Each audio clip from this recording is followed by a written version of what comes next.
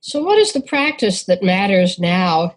Well, it follows a little bit about what I just said, follows from that of my diagnosis that what is really needed to sort of turn the tide on this and to recoup what's going on in our planet, at least as a credit for humanity and not for another smirch against us, uh, is a rebirth of those beautiful fruits of the Spirit of gentleness, surrenderness, courage, true generosity, true compassion, true courage, true dignity.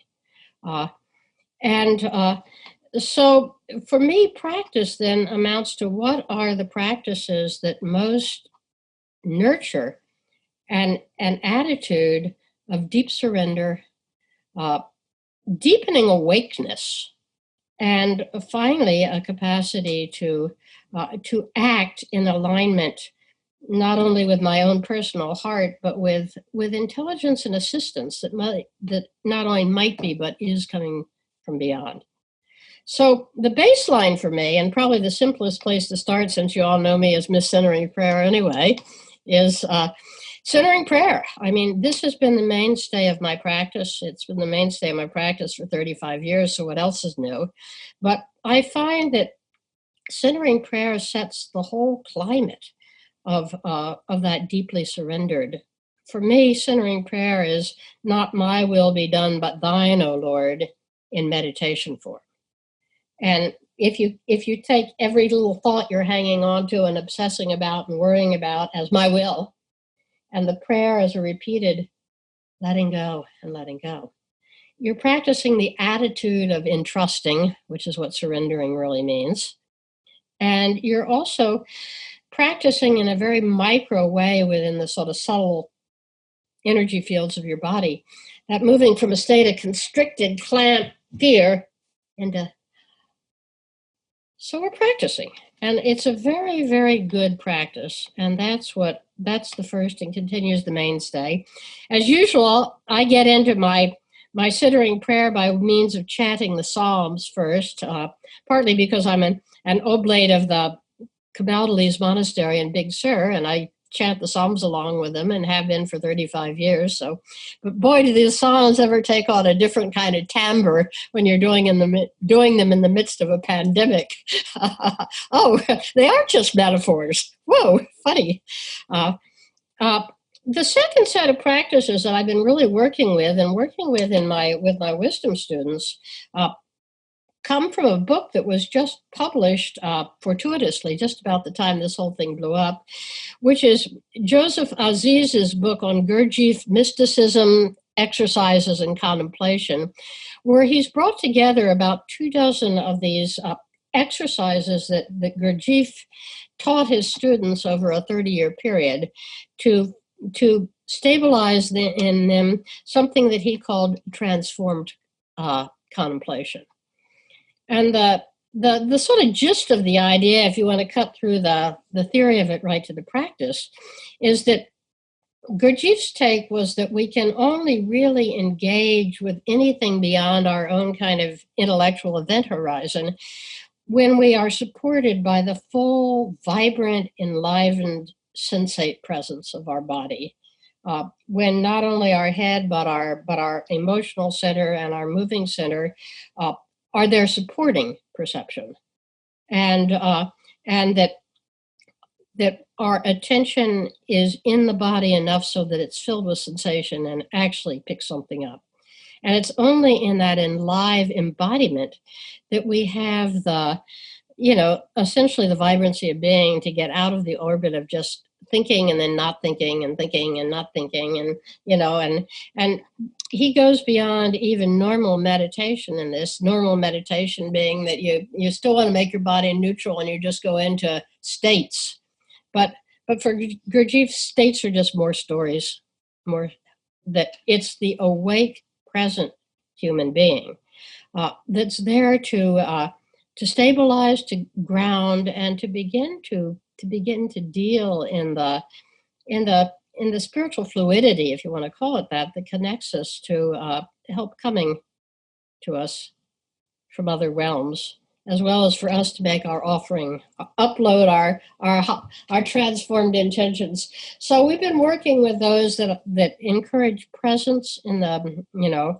uh, full body awareness, vibrant sense of I am, Lord have mercy. That set of presences. Uh, the other thing I've suggested, and I know I'm countercultural, and at this point I'm making quite a hypocrite of myself, but I have suggested that people wean back their reliance on internet technology, and I've done this for a couple of reasons. Uh, One is that I think we all jumped on that a little bit too automatically, those of us at least that are privileged enough to be able to. Oh, this is just a little inconvenience here. We'll just all get our Zoom groups and we'll Zoom with each other for 8 hours a day, and pretty soon the stay-at-home orders will be over. But I think that we're continuing to inflame the electromagnetic field around the planet. So in some sense, we're not backing down the inflammation in which this corona is thriving. We're still finding ways to avoid the eye of the needle, uh, substituting sort of lateral fellowship and all our emoting kind words about it for the real guts ball work of turning into your own silence and your own emptiness, falling through it, dying before you die, and there beginning to relearn the ancient mystical skills that connect us to the imaginal realm, to true prophecy, to clear sight, to vision, to savoir faire, to knowing how to act. So I'm trying not to be, categorical about this. I've just sort of suggested to my students that for every hour you spend online, you spend another hour totally offline. And I don't mean just checking your email. I mean that you really take some time to meaningfully unplug, go in, and discover what sustains us, discover what's allowing the planet so quickly to replenish itself now that our pestiferous raids are sort of cut back a bit. Allow us to retune to the reality that we are a part of, and that in that retuning, everything gets kinder and gentler, quieter, less frenetic. And my students are beginning to discover, I've watched this incredible burst of creativity emerge from them, and a deep sense of sort of connectedness being held at another level. So that's been my encouragement. I strongly believe that on the other end of this particular phase, there's going to be some of us that are going to be called to the task of taking the lead of re-establishing physical connection with our neighbors. Nobody knows how to hug anymore. Everybody's scared of the Eucharist. One of my friends who's a priest wrote on her website, safety over ritual. So that's how we feel about the holy rite of our church at this point. That we've got the collective body of humanity is just infected with PTSD. And some of us are going to have to go out and actually take the risk of being one-on-one in groups, in restaurants.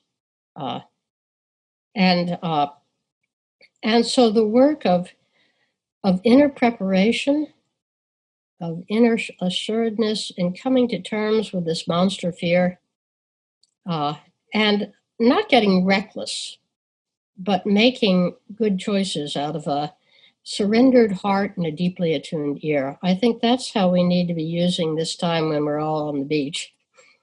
And so that when we head back into the water, we will not have forgotten how to swim.